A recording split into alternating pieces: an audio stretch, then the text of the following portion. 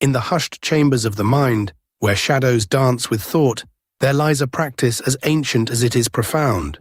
The art of journaling, not merely as a record of events, but as a crucible for the soul. Imagine a Roman emperor, burdened by the weight of an empire, yet finding solace and clarity, not in grand pronouncements, but in the quiet discipline of his own hand. Marcus Aurelius, across the chasm of millennia, offers us a window into this private world.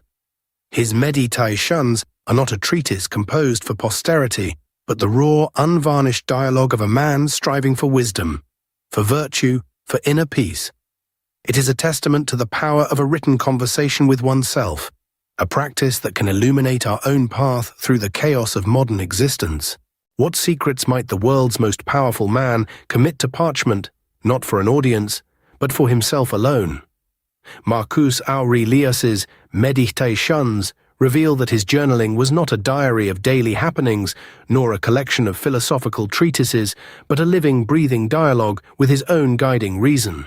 It was his inner sanctum, a philosophical gymnasium where he wrestled with ideas, challenged his perceptions, and reminded himself of core Stoic principles. For us, this means understanding that Stoic journaling is an act of profound self-reflection, a commitment to ongoing philosophical inquiry.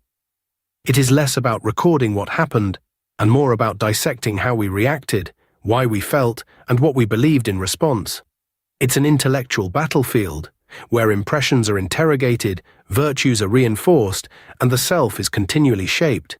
It is the deliberate turning inward to cultivate, as Marcus suggests, that inner citadel impregnable against the storms of the external world. To write like Marcus is to engage in this intimate, often uncomfortable, yet ultimately liberating conversation. The morning, for a Stoic, is not merely a beginning, but a preparation.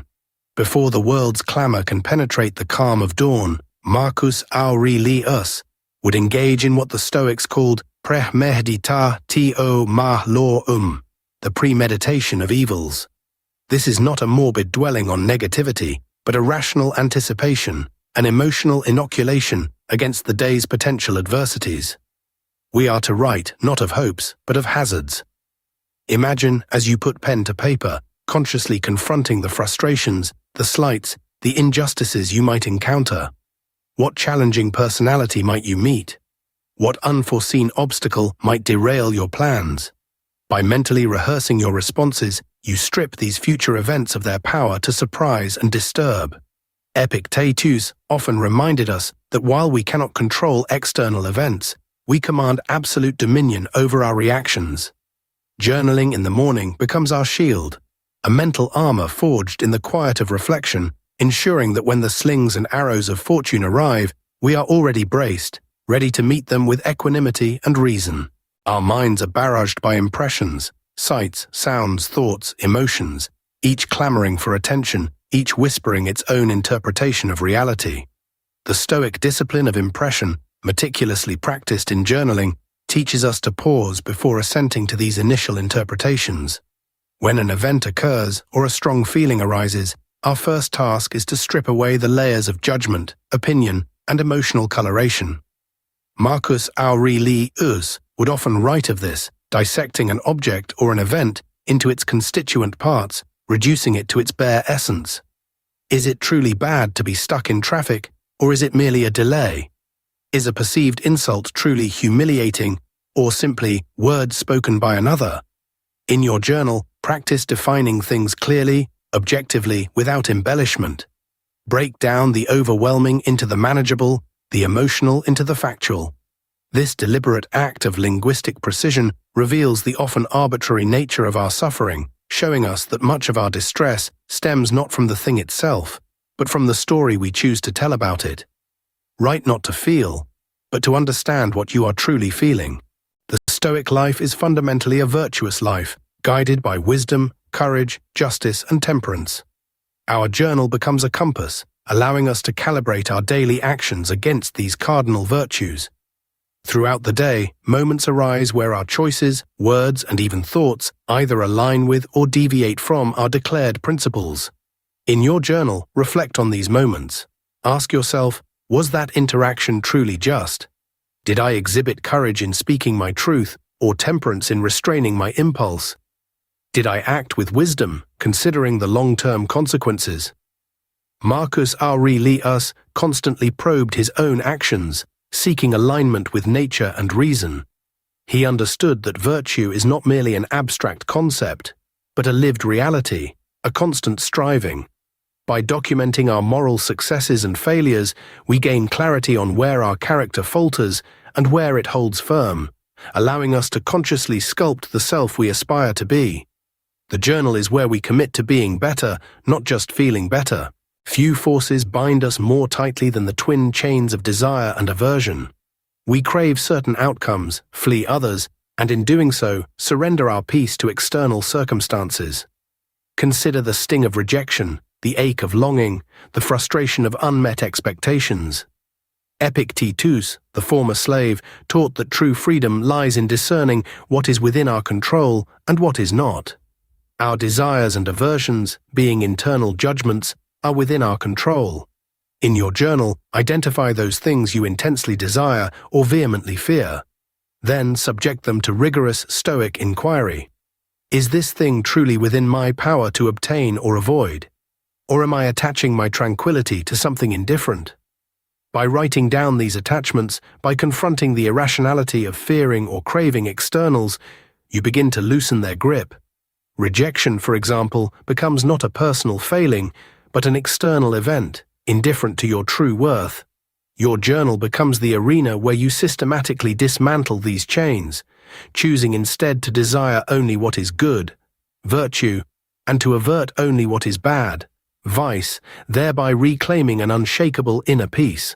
When petty irritations threaten to overwhelm, or personal tragedies loom large, the Stoics offered a powerful antidote: the view from above, or kataskopos.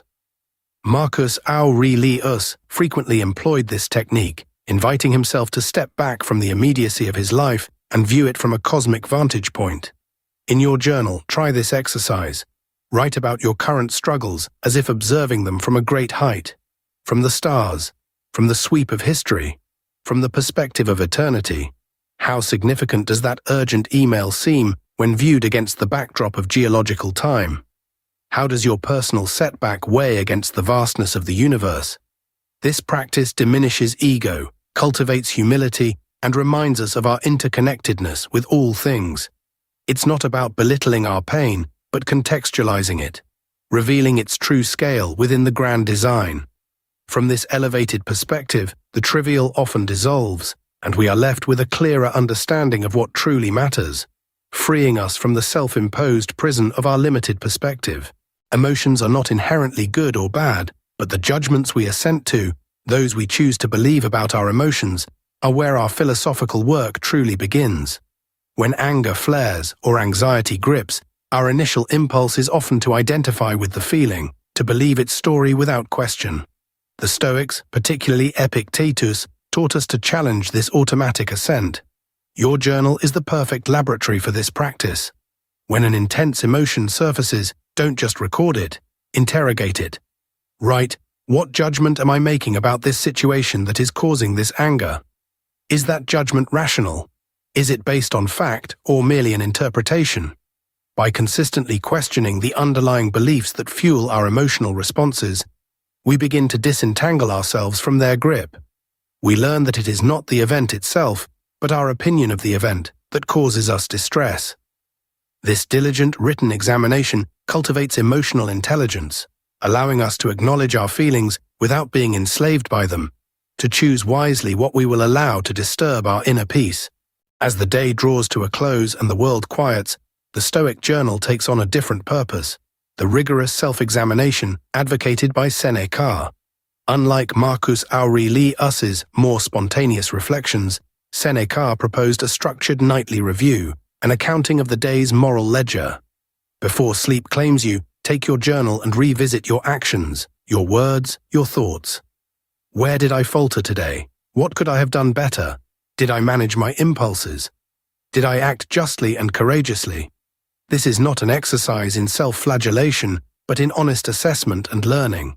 Seneca believed that by reviewing our day, we prepare ourselves for the next, solidifying lessons and recognizing patterns. It's a vital feedback loop, ensuring that each day contributes to your continuous moral progress. To write like Seneca at night is to hold a mirror to your conduct, not to judge with condemnation, but to illuminate the path towards unwavering virtue and ever-increasing wisdom. To journal as a Stoic is to cultivate not just acceptance, but an active embrace of what life delivers, a concept known as amor fati, the love of fate. It's a profound shift from merely tolerating hardship to recognizing its potential for growth, finding a peculiar beauty even in perceived setbacks. Marcus Aurelius frequently turned to this idea, reminding himself to love what happens, to transform obstacles into opportunities for practicing virtue. In your journal, reflect on events, both pleasant and challenging, and seek to understand how they serve the larger whole, or how they offer you a chance to exercise patience, resilience, or courage. This isn't about ignoring pain, but about refusing to let it define your spirit. It's about finding gratitude, not just for the good things, but for all things, seeing each as an indispensable thread in the tapestry of your life, woven by the hands of fate. By documenting this shift in perspective, you move from passive resignation to active, joyful engagement with whatever comes. Stoic journaling is not a finite project, nor a search for a final answer. It is, like philosophy itself, a continuous process of becoming.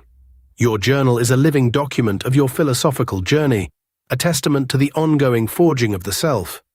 Each entry, each question posed, each reflection penned, adds another layer to your inner citadel, another facet to your character.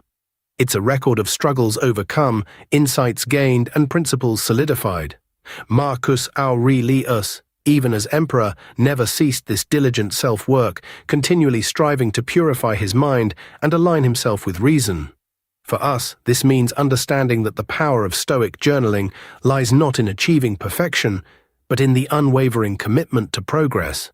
It is the steady accumulation of wisdom, the gradual honing of character, the lifelong dedication to inner freedom.